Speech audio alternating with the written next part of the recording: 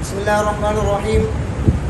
یہ بسم اللہ کا جو بحث ہے ایک تو اس حوالے سے ہے کہ بسم اللہ کی جو ہے نا کیا نام ہے کون سی صورتیں ہیں, بسم اللہ کب پڑھنی ہے اور اعوذ باللہ کب پڑھنی ہے, یہ تو الگ بحث ہے, وہ آپ کو بتاؤں گا.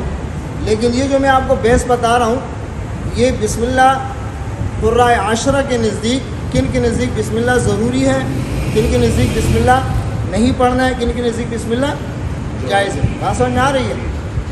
تو یہ آپ کو نقشہ سمجھ میں آئے گا.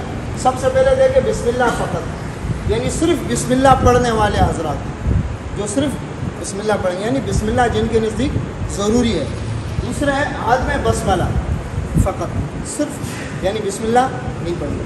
تیسری صورت ہے جواز بسملہ, جواز وصل بدون بسملہ, جواز سجدہ بدون بسملہ. یہ کتنی صورتیں ہو گئی؟ 1 2 3 4 5. بسم اللہ کی کتنی صورتیں ہیں؟ 5 ہے. یعنی قرائے عشرہ کے نزدیک, کس کے نزدیک؟ قرائے عشرہ کے نزدیک 5 صورتیں بنتی ہیں. کتنی صورتیں بنتی ہیں؟ بسم اللہ جن کے نزدیک پڑھنا ضروری ہے وہ یہ حضرات ہیں.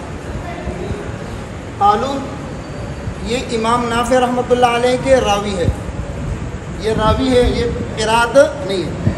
ان کا ایک راوی ورش ہے, ایک قالون ہے. قالون کے نزدیک بسم اللہ پڑھنا بین السورتین بسم اللہ پڑھنا ضروری ہے, 2 سورتوں کے درمیان بسم اللہ پڑھنا ضروری ہے. اسی طرح ابن کثیر کے جب ہم نے نام لیا تو ابن کثیر یہ قرات ہے, کیا ہے؟ ان کے دونوں راوی, ایک بزی ایک قنبل.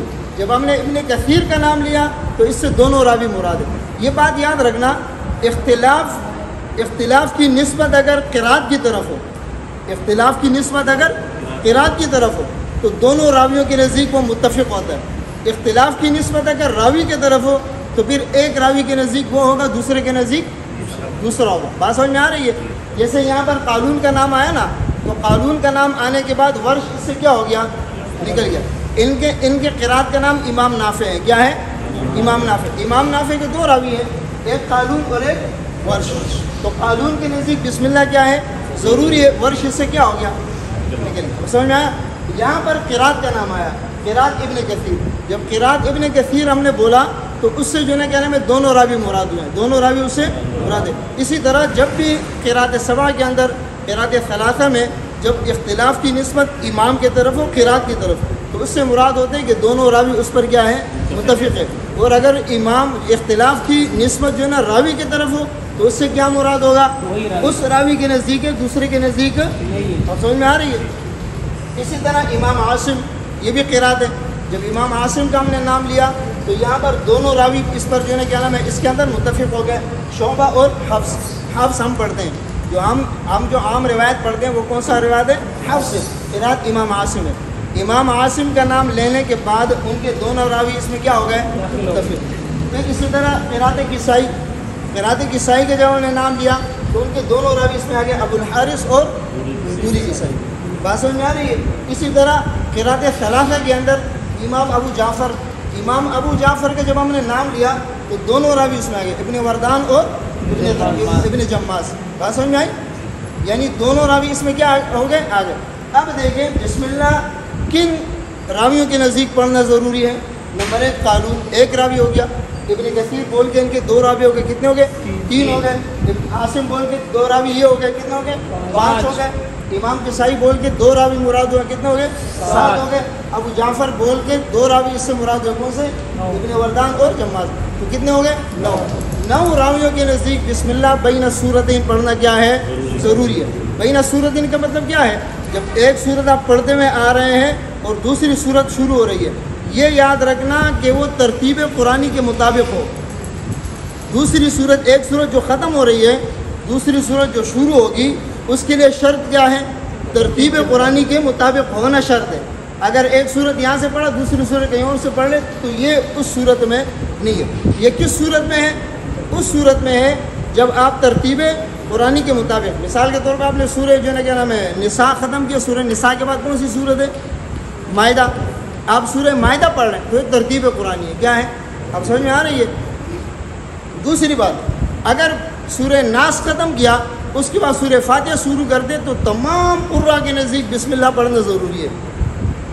سورہ ناس ختم کرنے کے بعد اگر سورہ فاتحہ شروع کریں گے تو تمام قراء کے نزدیک سب کے نزدیک بسم اللہ پڑھنا کیا ہے، یہ بات یاد رکھنا۔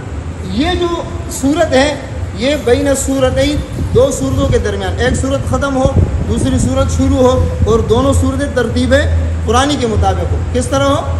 ترتیب قرآنی کی بات سمجھ میں آ رہی ہے؟ تو یہ صورتیں جو ہے نا کیا نام ہے اس صورت میں بدلے گی۔ تو یعنی بسم اللہ کن روایات کے نزدیک ضروری ہے؟ یہ آپ کے سامنے نام آ گیا، یہ کتنے راوی بن گئے؟ یہ 11، 2 4 6 8 9 9 بن گئے۔ کتنے بن گئے؟ بات سمجھ میں آ رہی ہے؟ 9 راویوں کے نزدیک بسم اللہ پڑھنا کیا ہے؟ ضروری ہے۔ اس کے بعد 2 قرات اور 4 راویوں کے نزدیک بسم اللہ نہیں پڑھیں گے، عدم بسملہ، یعنی ایک صورت ختم ہوئی آپ دوسری صورت شروع کریں بسم اللہ کی ضرورت نہیں ہے۔ یہ جو ہے نا کیا نام ہے حمزہ کوفی، ان کے 2 راوی خلف اور خلال، امام خلف عاشر کے بھی 2، اسحاق اور ادریس۔ اچھا یہ خلف یہ بھی ہے، لیکن یہاں پر اس کی قراتیں اور یہاں پر اس کی روایت ہے۔ بات سمجھ میں آ رہی ہے؟ یہاں پر اس کی قرات ہے اور یہاں پر اس کی کیا ہے؟ روایت ہے۔ یہ بات سمجھ میں آئی؟ 4 راویوں کے نزدیک بسم اللہ سمجھ میں آ رہی ہے؟ اسی طرح ناجائز نہیں ہے، بسم اللہ ضروری نہیں ہے، ہاں ضروری نہیں ہے، یعنی ان کے نزدیک آپ ایسے سمجھیں کہ بسم اللہ سورت کا جزء، ان کے نزدیک بسم اللہ سورت کا جزء، بات سمجھ میں آ رہی ہے؟ ان کے نزدیک نہیں ہے۔ اور یہ جو ہے نا کیا نام ہے یہ راوی جو ہے یعنی ایک ورش، ایک جو ہے نا کیا نام ہے ابو عمر بصری قرات ہے، ان کے 2 راوی دوری بصری اور سوسی، اور ایک جو ہے نا کیا نام ہے ابن عامر شامی، ان کے 2 راوی شام پر ابن طبان۔ اسی طرح جو ہے نا کیا نام ہے یہ قرات ثلاثہ کے اندر امام یعقوب، ان کے 2 راوی رویس اور راؤ، یہ بھی جو ہے نا کیا نام ہے ثلاثہ میں ہے، یہ بھی ثلاثہ میں، یہ بھی بات سمجھ میں آ رہا ہے؟ یعنی باقی 7 میں ہے، اور جو 7 کے بعد جو ثلاثہ ہیں ایک راوی یہ ہے، ایک یہ ہے اور ایک، آپ سمجھ میں آ رہی ہے؟ اب ان کے نزدیک جو ہے نا کیا نام ہے یہ 1 2 3 4 5 6 7، ان 7 راویوں کے نزدیک 3 وجوہ ہے۔ کتنے وجوہ ہیں؟ 3۔ یعنی بسم اللہ پڑھنا بھی جائز ہے، ایک صورت ختم ہو دوسری صورت جو بسم اللہ پڑھے تب بھی صحیح ہے، اور اسی طرح اگر وصل کرے بسم اللہ نہ پڑھے وہ بھی جائز ہے، اور جو ہے نا کیا نام ہے بسم اللہ نہ پڑھے صرف سجدہ کرے صرف وہ بھی جائز ہے، یعنی وصل بھی جائز ہے، بسم اللہ بھی جائز ہے اور سجدہ بھی جائز ہے۔ یہ یعنی جواز بسملہ، یعنی بسم اللہ پڑھنا، ایک صورت ختم ہوا دوسری صورت شروع ہو رہی ہے، آپ نے بسم اللہ پڑھ لی، بات سمجھ میں آئی؟ اور ان کے نزدیک وصل بدون بسملہ، بغیر بسم اللہ کے ملا کر پڑھنا، بغیر بسم اللہ کے ملا کر پڑھنا۔ اور ان کے نزدیک جو ہے نا یہ جو صورت ہے سجدہ بدون بسملہ، آپ نے ایک صورت ختم کر کے سانس آپ نے تھوڑا نہیں، بس آپ نے سانس کو روکا، جس طرح سجدہ کر دے اور دوسری صورت شروع کر دی، تو یہ صورت بھی کیا ہے؟ جائز ہے۔ تو ان کے نزدیک 3 جو ہے نا کیا نام ہے 3 صورتیں بندی، کتنی بندی ہے؟ بسم اللہ کا جواز بھی ہے، ہاں، اور عدم بسملہ بھی ہے اور سجدہ بھی ہے۔ آپ سمجھ میں آئی بات؟ یعنی عدم بسملہ کا مطلب وصل، صحیح ہے؟ تو یہ بات سمجھ میں آ گئی؟ دوبارہ سمجھاؤں؟